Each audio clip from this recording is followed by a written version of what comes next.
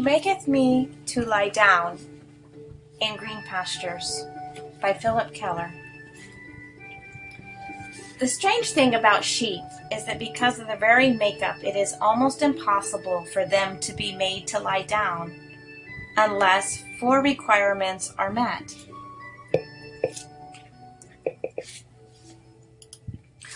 Owing to their timidity, they refuse to lie down unless they are free from all fear. Because of the social behavior within a flock, sheep will not lie down unless they are free from friction with others of their kind. If tormented by flies or parasites, sheep will not lie down. Only when free of these pests can they relax.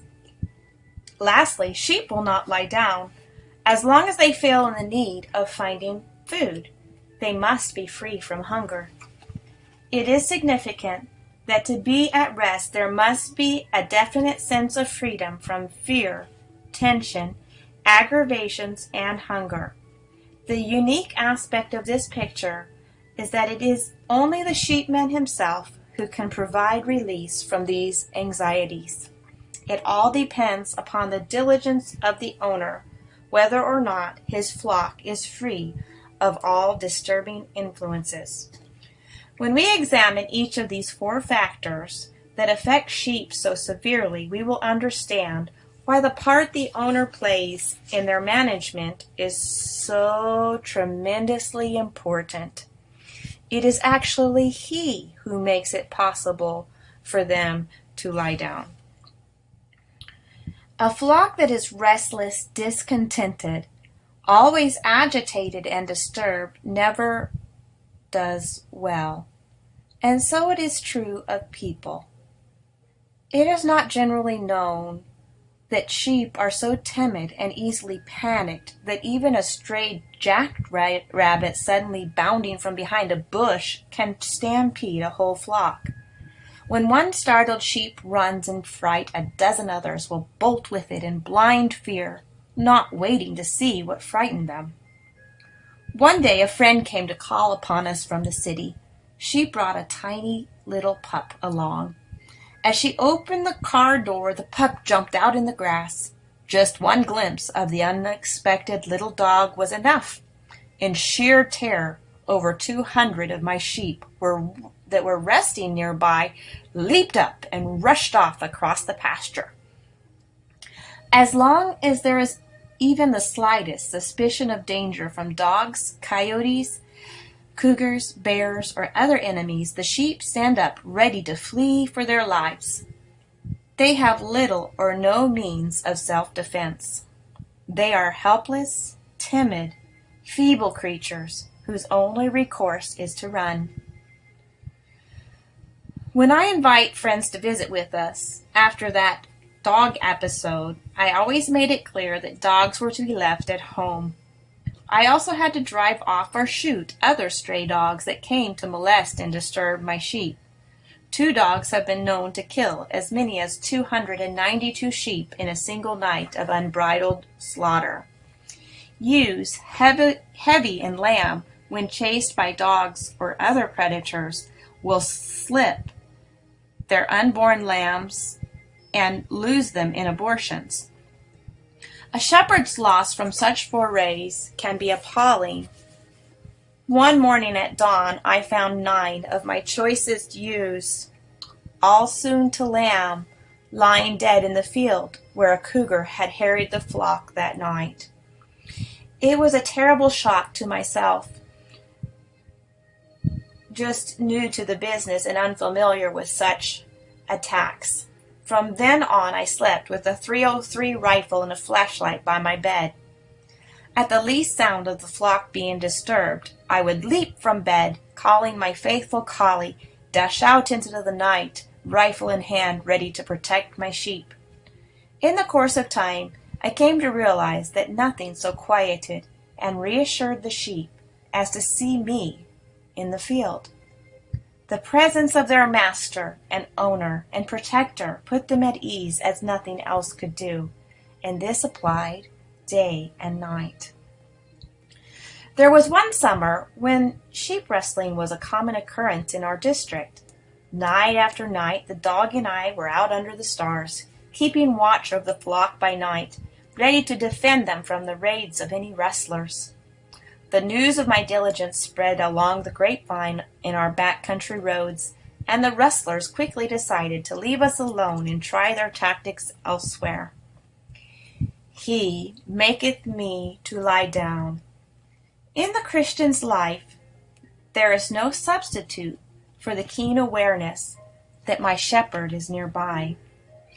There is nothing like Christ's presence to dispel the fear, the panic, the terror of the unknown. We live a most uncertain life. Any hour can bring disaster, danger, and distress from unknown quarters. Life is full of hazards. We live either in a sense of anxiety, fear, and foreboding, or in a sense of quiet rest. Which is it? Generally, it is the unknown, the unexpected, that produces the greatest panic. It is in the grip of fear that most of us are unable to cope with the cruel circumstances and harsh complexities of life. We feel they are foes which endanger our tranquility. Often, our first impulse is simply to get up and run from them. Then, in the midst of our misfortunes, there suddenly comes the awareness that He, the Christ, the Good Shepherd, is there. It makes all the difference. His presence in the picture throws a different light on the whole scene. Suddenly, things are not half so black nor nearly so terrifying. The outlook changes and there is hope. I find myself delivered from fear. Rest returns and I can relax. This has come to me again and again as I grow older. It is the knowledge that my master, my friend, my owner, has things under control, even when they appear calamitous. This gives me great consolation, repose, and rest. Now I lay me down in peace and sleep, for thou, God, keepest me. It is the special work of God's gracious Spirit to convey this sense of the Christ to our fearful hearts. He comes quietly to reassure us that Christ Himself is aware of our dilemma and deeply involved in it with us. And it is in fact in this assurance that we rest and relax.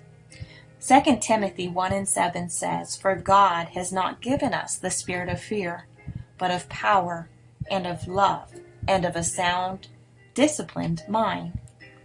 The idea of a sound mind is that of a mind at ease, at peace, not perturbed or harassed or obsessed with fear and foreboding for the future.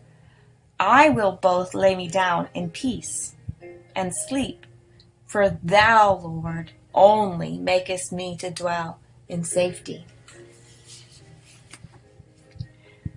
The second source of fear from which the sheepman delivers his sheep is that of tension, rivalry, and cruel competition within the flock itself. In every animal society, there is established an order of dominance or status within the group. In a pen full of chickens, it's referred to as the pecking order. With cattle, it's called the horning order. Among sheep, we speak of the butting order. Generally, an arrogant, cunning, and domineering old ewe will be the boss of any bunch of sheep. She maintains her position of prestige by butting and driving other ewes or lambs away from the best grazing or favorite bed grounds.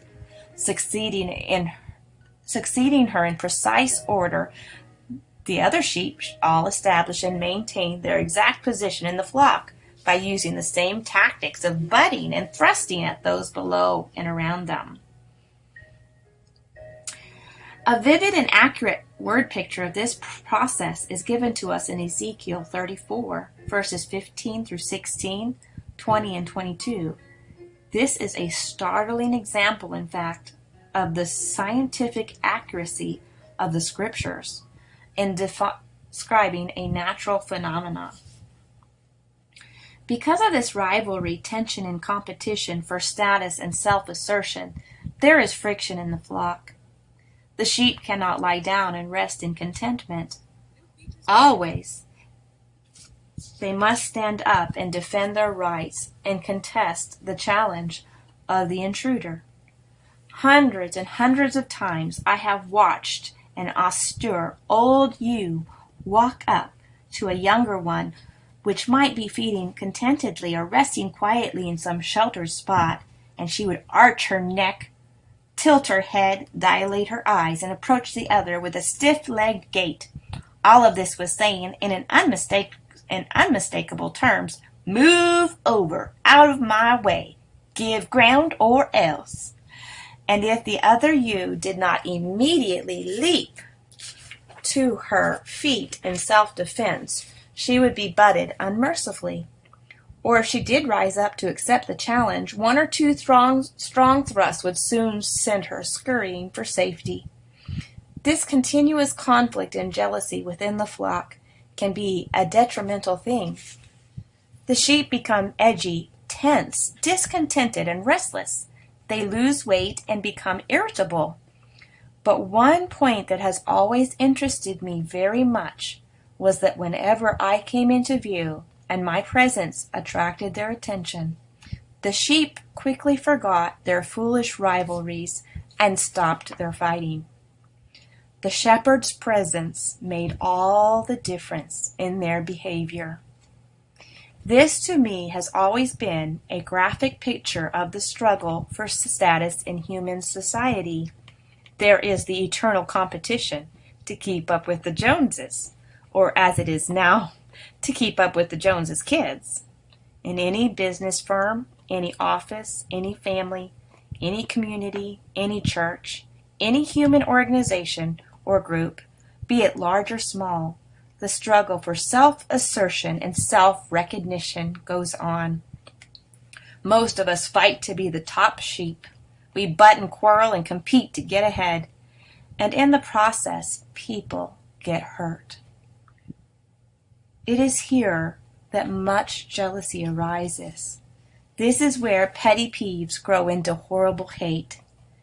It is where ill will and contempt come into being, the place where heated rivalry and deep discontentment are born.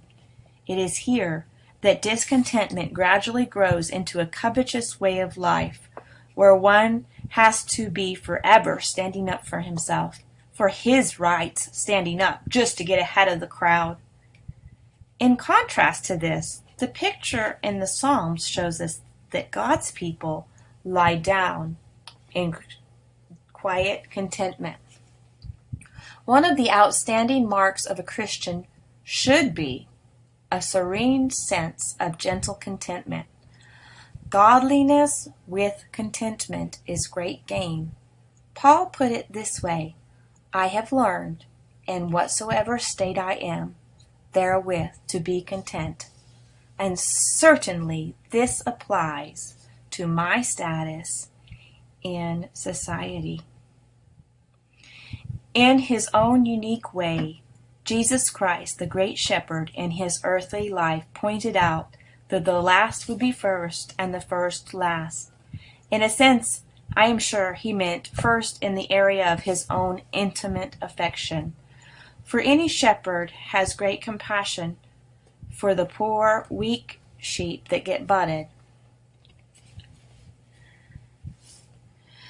But more important was the fact that it was the shepherd's presence that put an end to all rivalry. And in our human relationships, when we become acutely aware of being in the presence of Christ, our foolish, selfish snobbery and rivalry will end. It is the humble heart, walking quietly and contentedly in close and intimate companionship of Christ that is at rest, that can relax and simply be glad to lie down and let the world go by. When my eyes are on my Master, they are not on those around me. This is the place of peace.